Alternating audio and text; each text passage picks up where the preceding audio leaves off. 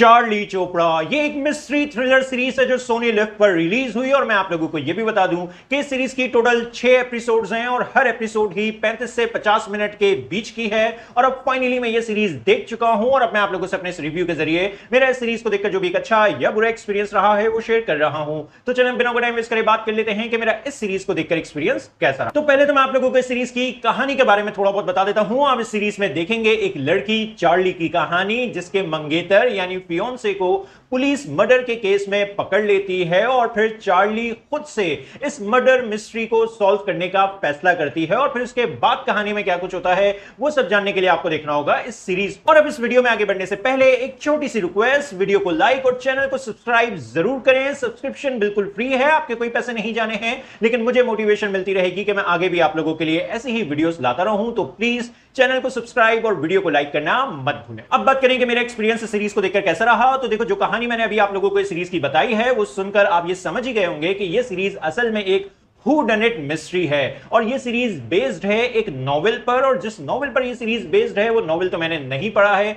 इसीलिए मैं आप लोगों को ये नहीं बता सकता कि इस सीरीज में उस नॉवेल के मटेरियल को कितना अच्छे से फॉलो किया गया है। मैं बस आप लोगों से अपना वही एक्सपीरियंस शेयर कर रहा हूं जो मेरा इस सीरीज को देखकर रहा है। लेकिन मैं आप लोगों को यह बात जरूर बता सकता हूं ये सीरीज देखकर कि जो कोर मिस्ट्री है वो इतनी इंटरेस्टिंग है और उसमें इतना पोटेंशियल मौजूद है कि अगर उस मिस्ट्री को स्मार्टली लिखा जाता और स्मार्टली एग्जीक्यूट किया जाता तो इस पर एक ग्रेट फिल्म बन सकती थी। जी हां, आप लोगों ने सही सुना, एक फिल्म बन सकती थी, जैसे कि नाइव्स आउट फिल्म की मिसाल हमारे सामने है। लेकिन क्योंकि अब हर किसी को ही सीरीज बनानी है, वेब सीरीज बनानी है, चाहे कहानी में दम हो ना हो, राइटिंग स्ट्रांग हो ना हो, बस सीरीज बननी चाहिए। चाहे उसके लिए कहानी को जबरदस्ती का 6-8 एपिसोड्स तक खींचना पड़े तो खींच देते हैं और प्लस कहानी और कैरेक्टर्स में उतनी डिटेलिंग भी ऐड नहीं करते हैं जिससे एक सीरीज की जो लेंथ है उसको जस्टिफाई किया जा सके। और यही प्रॉब्लम इस सीरीज के साथ भी है। पहली बात, जो मिस्ट्री का सेटअप है इस सीरीज में वो कोई उतना ग्रिपिंग नहीं है कि आप पहली एपिसोड देखकर ही बोलें कि भाई वाह, देखकर मजा आ गया। ऐसा नहीं है। जो सेटअप है मिस्ट्री का वो बस ठीक ठाक सा है। दूसरा, इस सीरीज में आपको काफी सारे कैरेक्टर से शुरू में इंट्रोड्यूस करवाया जाएगा, उनके रिलेशन को सेटअप किया जाएगा, लेकिन जो उनके रिलेशन को सेटअप करना है वो इतना वीक है कि शुरू की 2-3 एपिसोड्स तक तो आपके माइंड में कैरेक्टर्स ठीक से रजिस्टर ही नहीं हो पाते हैं। आपको यही नहीं याद हो पा रहा होता है कि कौन सा कैरेक्टर कौन है,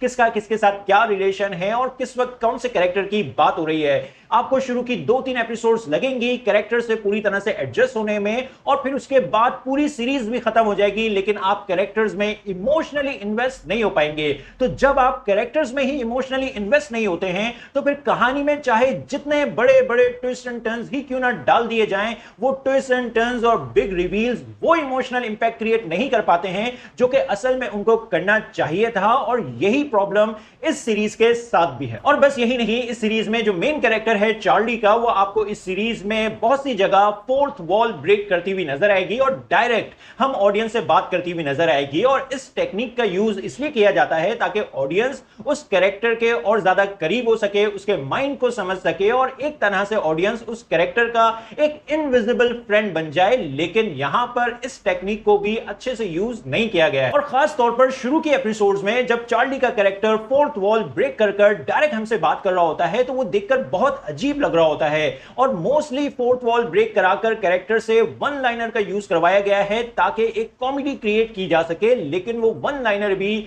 मोस्टली फ्लैट है। ओवरऑल इस सीरीज का जो कैरेक्टर वर्क है वो काफी वीक है। यहां तक कि चार्ली के कैरेक्टर की भी एक प्रॉपर बैक स्टोरी आपको इस सीरीज में देखने को नहीं मिलेगी, जबकि आप चाहेंगे उसके कैरेक्टर के बारे में और जानना, जो कि काफी डिसअपॉइंटिंग है। ओवरऑल सीरीज का जो कैरेक्टर वर्क है वो वीक है। जो मर्डर मिस्ट्री है वो बस ठीक ठाक सी है, आपको डिसेंटली एंगेज कर रख लेगी। अगर आपको मर्डर मिस्ट्रीज देखना बहुत पसंद आती हैं लेकिन अभी आपने इस जॉनर पर ज्यादा कुछ एक्सपीरियंस नहीं किया हुआ है तो बस हाँ, इस सीरीज के मिडिल पार्ट में आकर शो की लेंथ आपको थोड़ी फील जरूर होगी, क्योंकि शो के मिडिल पार्ट में कहानी आपको थोड़ी ड्रैग होती हुई फील होगी और ऊपर से पेसिंग स्लो होने की वजह से आपको ओवरऑल लेंथ शो की फील जरूर होगी। बाकी एक्टर्स की जो परफॉर्मेंसेस हैं इस सीरीज में वो मुझे डिसेंट लगी हैं, लेकिन जो सीरीज का म्यूजिक और ओवरऑल प्रोडक्शन वर्क है वो सब कुछ अच्छा है। इन शॉर्ट मैं सीरीज को रेट करूंगा 6 आउट ऑफ 10 और आप लोगों से बस इतना ही कहूंगा कि अगर आप लोगों के पास कुछ और अच्छा करने को देखने के लिए नहीं है और अगर आप लोगों को मर्डर मिस्ट्रीज देखना बहुत पसंद आता है लेकिन अभी आप लोगों ने इस जॉनरा पर ज्यादा कुछ एक्सपीरियंस नहीं किया हुआ है तो फिर आप अपनी एक्सपेक्टेशंस को ज्यादा हाई ना रखते हुए अपने टाइम पास के लिए सीरीज को देखना चाहें तो जरूर देख सकते हैं।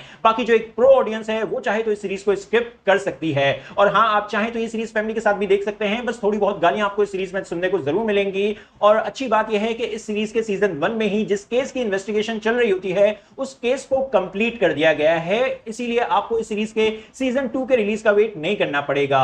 लेकिन इस शो के क्रिएटर्स बहुत आसानी से सीजन 2 में कहानी को आगे कंटिन्यू कर सकते हैं और हमें सीजन 2 में चार्ली कोई और केस सॉल्व करती हुई नजर आ सकती है। तो आप लोगों को ये सीरीज कैसी लगी अपने ओपिनियन कमेंट्स बॉक्स में जरूर दें। मेरी वीडियो पसंद आई तो लाइक करें और चैनल को सब्सक्राइब करना मत भूलें। फिर मिलते हैं किसी और वीडियो में। शुक्रिया।